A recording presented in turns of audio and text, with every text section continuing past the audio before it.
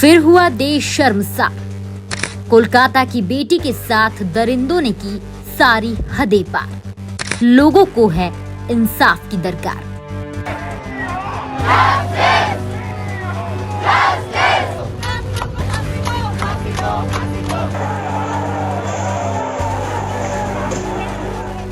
हाल ही में हमने स्वतंत्रता दिवस को सेलिब्रेट किया, पर क्या सही मायने में हम स्वतंत्र हुए हैं? उन रूढ़िवादी सोच, महिला सुरक्षा, जातिवाद जैसे मुद्दों से। देश में महंगाई, टैक्स, असुरक्षा और न जाने कितनी ऐसी जंजीरें हैं जिसने हमें जकड़ रखा है, जिन्हें सुनकर या फिर जिन्हें जानकर हमें गुस्सा आता है। पर देश में एक ऐसा ज्वलंत मुद्दा है जिसे जानकर हर किसी का खून खौल जाता है। भारत देश को महान कहा जाता है क्योंकि ये यकीनन दूसरे देशों से कई मामलों में अलग है, पर हम अलग हैं कुछ अपराधों की रोकथाम में भी। जिन जघन्य अपराधों की दूसरे देश में अपराध सिद्ध होने के बाद कड़ी से कड़ी सजा दी जाती है ताकि ऐसी मानसिकता वाले लोग सीख लें, तो वहीं भारत में पीड़ित लड़ाई लड़ लड़ के जब तक थक नहीं जाता तब तक उसे इंसाफ की दरकार होती है। या कहीं कहीं तो ऐसा भी हो जाता है कि वो थक हार कर बैठ जाते हैं क्योंकि अपराधियों के बड़े लोगों से खास कनेक्शन होते हैं। ये बड़े लोग वही हैं जो आपसे जीतने के लिए पहले तो आम बन जाते हैं और फिर जब बड़े बन जाते हैं तो आपकी समस्या को नजरअंदाज करने से कहीं भी नहीं चूकते। तो जी, मैं बात कर रही हूँ देश के उस ज्वलंत मुद्दे की जिसे देखकर या कहें जिसे सुनकर हर किसी का खून खौल उठा। लोग इंसाफ के लिए सड़कों पर उतर आए। भगवान का दूसरा रूप कहे जाने वालों ने ही काम करने से मना कर दिया। पर ऐसा क्यों? वजह से आप वाकिफ ही होंगे कि आखिर क्या है पूरा मुद्दा।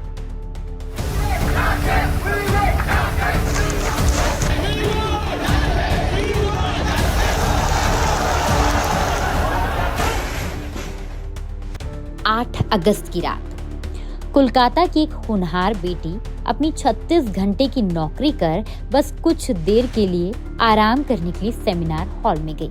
पर उसे क्या पता था कि वो रात उसके लिए कयामत की रात साबित होगी। रक्षा करने वाला ही भक्षक बन जाएगा। दरअसल करीब 11 बजे कोलकाता की निर्भया का गुनहगार संजय रॉय पहली बार अस्पताल पहुंचा था। वो वहां करीब आधे घंटे तक रुका था, फिर अस्पताल से निकल गया। इसके बाद दोबारा रात के 1 बजे वो अस्पताल पहुंचा, लेकिन इस बार वो सुबह 4:35 पर अस्पताल से बाहर निकला और सीधे कोलकाता पुलिस के बैरक में जाकर सो गया। वो अस्पताल के उस सेमिनार हॉल में करीब 40 मिनट तक रुका था, जिस हॉल में ट्रेनी डॉक्टर की खून से सनी लाश मिली थी। लाश के हर जख्म की एक अलग कहानी है जिसने हर किसी को विचलित कर दिया। नग्न हालत में मिली लाश की दोनों आंखें घायल, मुंह से रिश्ता खून, घायल होठ, पूरा चेहरा जख्मी, गर्दन घायल, दोनों हाथों की उंगलियों के नाखून घायल, जख्मी प्राइवेट पार्ट से बहता खून, बाया पैर जख्मी, राइट एंगल में दोनों पैर मिले, पेट घायल, दाहिने पैर की एड़ी जख्मी, दाहिने हाथ के रिंग फिंगर टूटी हुई।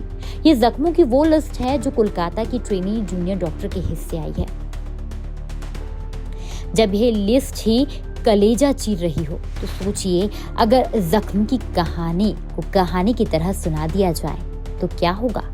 खुद को और खुद के आबरू को बचाने के लिए जूनियर डॉक्टर ने तब तक लड़ाई लड़ी जब तक होश ने उसका साथ दिया और जब तक वो होश में रही। घायल होकर भी खुद को और खुद के आबरू को बचा ले गई थी।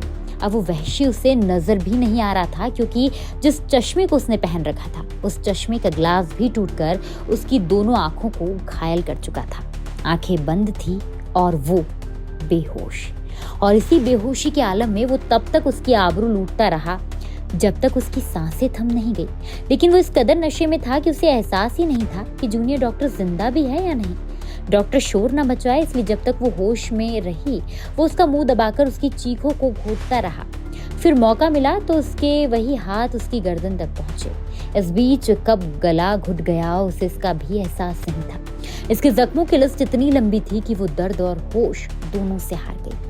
जब सुबह पूरा मामला पता चला तो इसे दबाने की सारी कोशिशें की गई। शर्मनाक बात तो ये है कि लड़की के माँ पिता को कॉल करके ये बताया गया कि आपकी लड़की ने सुसाइड किया है ताकि ये मामला वहीं का वहीं दब जाए और घंटों उन्हें इतना विभत्स मामला रफा दफा करने के लिए भी समझाइश दी गई। पर कोई माँ पिता कैसे अपनी बेटी के साथ हुए इस अपराध को भूल जाए और चुपचाप बैठा रहे। इसके बाद पुलिस जांच की गई, जिसमें पुलिस को पहला क्लू सीसीटीवी कैमरे ने दिया।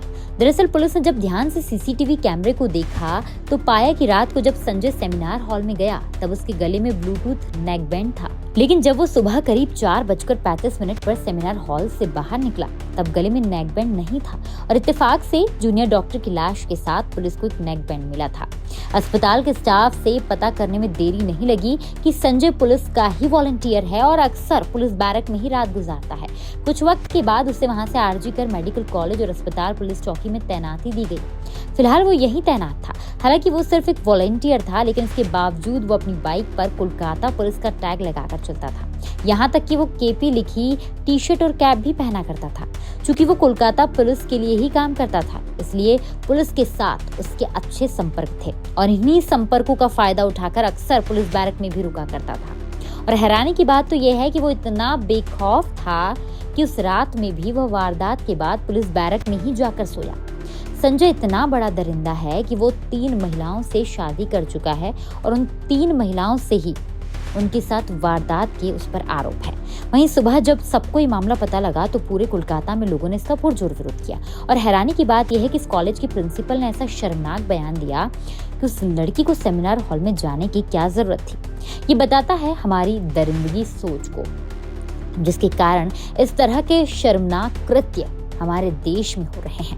वहीं कोलकाता में ट्रेनी डॉक्टर के रेप मर्डर मामले में पीड़ित परिवार से शुक्रवार को सीबीआई ने बातचीत की। परिवार ने अस्पताल के कुछ इंटर्न्स और डॉक्टर्स पर इस केस में शामिल होने का शक जताया है। सीबीआई ने कहा कि पीड़ित परिवार ने कुछ नाम लिखाए हैं, हम अभी 30 लोगों से पूछताछ करेंगे। कोलकाता में ट्रेनी डॉक्टर के साथ हुए रेप और हत्या पर देश भर में आक्रोश के बीच पश्चिम बंगाल की मुख्यमंत्री ममता बनर्जी ने शुक्रवार को पीड़िता के लिए इंसाफ की मांग की। अब ऐसे में सवाल ये उठता है कि क्या लड़कियों पर सवाल उठाने वाले कि उनके कपड़े ऐसे थे, लड़कियों को रात में बाहर नहीं निकलना चाहिए, लड़कों के साथ दोस्ती ही नहीं करना चाहिए, लड़की आखिरकार पीकर बाहर निकलती क्यों हैं, उन्हें पीने की क्या जरूरत है, जैसे कई सवाल बुरी मानसिकता वाले लोग उठाते हैं। पर क्या ये सही है? जिस तरह से हमारी न्याय प्रणाली है उसमें सुधार लाकर यकीनन सरकार को कदम उठाना चाहिए, वरना ऐसी कई लड़कियां घर से बाहर निकलने में भी डरेगी और देश का नाम रोशन करने से चूक जाएंगी। ये वही भारत देश है जहां नारियों की पूजा की जाती है। इस तरह से नारियों का अपमान नहीं। ऐसे में इस कोलकाता की बेटी को जल्द से जल्द इंसाफ मिलना चाहिए।